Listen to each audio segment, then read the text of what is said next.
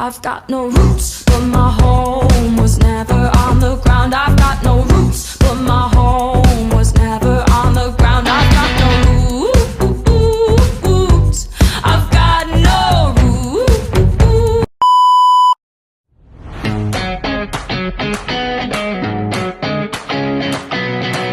Kami akan menganalisis tentang kesalahan bahasa dari aspek morfologi. Apa itu morfologi? Morfologi adalah satu bidang bahasa yang mengkaji tentang kata. Antaranya ialah bentuk kata, struktur kata dan golongan kata.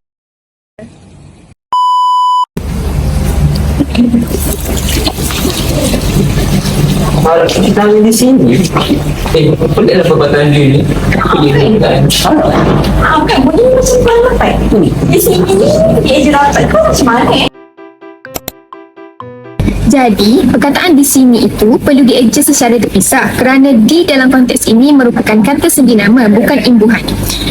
Di sini, kata sendi di digunakan untuk menunjukkan tempat dan mesti diikuti oleh kata nama. Oleh itu, di sini dieja secara terpisah kerana di berfungsi sebagai kata sendi nama yang digunakan untuk tempat. Perkataan harap di dalam poster tadi mengalami kesalahan tata bahasa. Ia kerana harap itu digunakan untuk menyatakan keinginan, permohonan ataupun harapan. Contoh penggunaannya, saya harap kamu faham apa yang saya maksudkan. Jadi, di dalam poster tersebut perlu menggunakan perkataan sila yang digunakan untuk memberi arahan atau permintaan secara sopan. Contohnya, sila cuci tangan di sini. Mengapa perkataan idea fikir dieja secara dekat, bukan secara terpisah? Jadi, di sini saya ingin menerangkan, idea fikir itu merupakan kata nama khas, ia bukan kata majmuk. Jadi, kata nama khas perlu dieja secara rapat. Jika kata majmuk, ia boleh dieja secara terpisah kerana kedua-dua perkataan itu mempunyai maksud yang tersendiri. Kecuali kata majmuk mantap yang sudah tersedia dieja secara rapat dan mempunyai maksud yang tersendiri.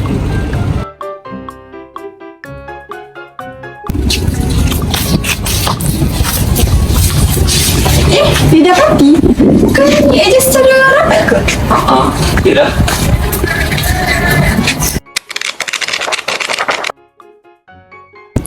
Dalam gambar yang saya nyatakan sebelah tadi, terdapat kesalahan yang didapati secara terpisah. Jadi di sini, didapati itu adalah bentuk yang salah kerana kata kerja pasif yang bermula dengan imbuhan di perlu dieja secara rapat tanpa jarak antara imbuhan dan kata dasar. Jadi di sini, kesalahan ini mungkin berlaku kerana kekeliruan dengan penggunaan kata sendi di yang memang ditulis secara berasingan apabila menunjukkan tempat. Jadi dalam konteks ini, di itu merupakan imbuhan, iaitu kata dasarnya dapat yang merupakan perkataan didapati yang perlu dieja secara rapat.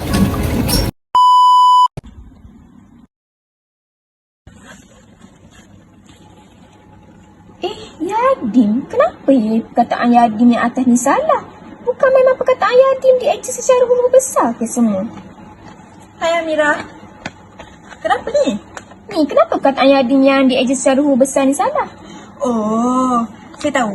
Menurut Tata Bahasa Dewan pada muka surat 105 dan 106 ada menyatakan bahawa jenis akronim Yadim ni merupakan jenis akronim cantuman antara pangkal suku kata perkataan dan juga pangkal huruf perkataan.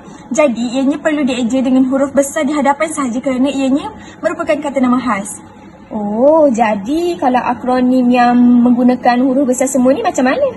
Kalau huruf besar semua ni, ia merupakan golongan akronim jenis cantuman pangkal huruf perkataan sahaja. Contohnya seperti ABIM, UPSI, macam tu. Oh, faham? Ni. Kalau Institut Tadbiran Awam Negara ni, akronimnya dieja secara huruf besar atau huruf kecil? Oh, ini dieja secara huruf besar di hadapan sahaja seperti kata nama khas. Kerana ingat tak saya pernah cakap hari tu tentang Yadim? Konsepnya sama sahaja seperti Yadim kerana ianya merupakan kata nama akronim jenis cantuman antara pangkal suku kata perkataan dan juga pangkal huruf perkataan. Oh, faham?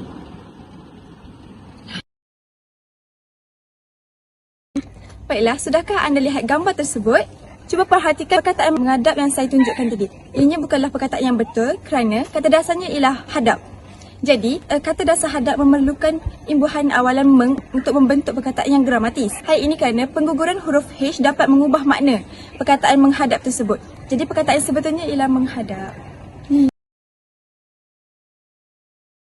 Baik, untuk kesalahan seterusnya ialah perkataan mengaib. Mengaib tiada dalam kamus bahasa. Jadi, perkataan yang sebetulnya ialah mengaibkan. Hal ini kerana perkataan yang bermula dengan huruf vokal perlu ditambah dengan imbuhan awalan meng. Contohnya seperti perkataan ajar yang menjadi mengajar dan perkataan aib menjadi mengaibkan. Namun dalam kes kata dasar aib, ianya perlu ditambahkan dengan imbuhan akhiran kan untuk menerangkan perbuatan yang dilakukan terhadap orang lain untuk membentuk perkataan mengaibkan dan menjadikannya gramatis.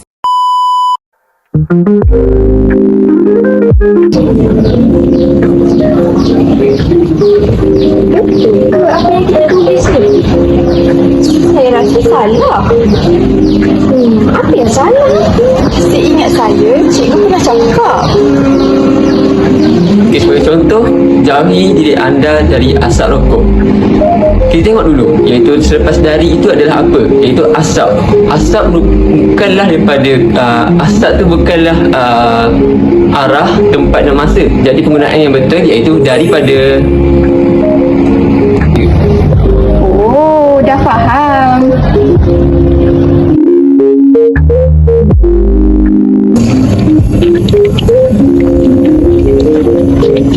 Ni! Sila tutup air selepas semua bukanya. Apa yang kita nampak sebentar tadi, iaitu imbuhan membukanya, iaitu salah. Yang dikatakan demikian kerana apabila perkataan yang kata dasarnya itu buka, iaitu yang bermula dengan huruf B, iaitu B, iaitu kita perlu letakkan itu membukanya, iaitu bukan membukanya. Yang dikatakan demikian kerana bagi imbuhan meng digunakan untuk perkataan G, H dan vokal dan sebagainya. Maka itu saja. Okay, baiklah, seterusnya saya akan menganalisis kedua poster yang saya pilih. Yang pertama, poster yang pertama iaitu terdapat kesalahan pembentukan kata, iaitu sudut kata ganda, di mana tiada sempang di tengah-tengah kata ganda penuh itu. Iaitu sebagai contoh, dalam poster saya terdapat peraturan-peraturan di tengahnya, iaitu mempunyai tanda sempang di antara kedua-dua perkataan tersebut. Okey, baiklah, poster yang kedua kita lihat di sini iaitu perkataan dikawal dia saya jarak. Dikawal adalah gabungan daripada di yang terpisah daripada kata kerja kawal. Maka dalam bahasa Melayu tata bahasa, apabila awalan di digunakan untuk bentuk kata kerja basic, awalan tersebut haruslah digabungkan dan dirapatkan. Maka dalam kesalahan tersebut kita harus merapatkan perkataan dikawal itu menjadikan tata bahasa yang betul. I tell her, baby, I'm a fireball. Sekian. Terima. Terima kasih.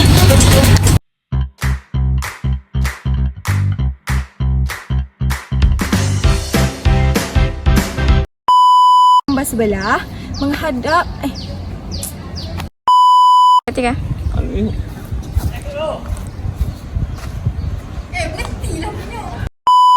Contohnya, sila perkataan tadi mana? Hari ni cikgu nak mengajar. perkataan menghadap ialah salah. Perkataan menghadap, penggunaan perkataan menghadap Untuk berlaku kesilafan, ada sempang di tengah-tengah contoh tersebut. Lupa contoh yang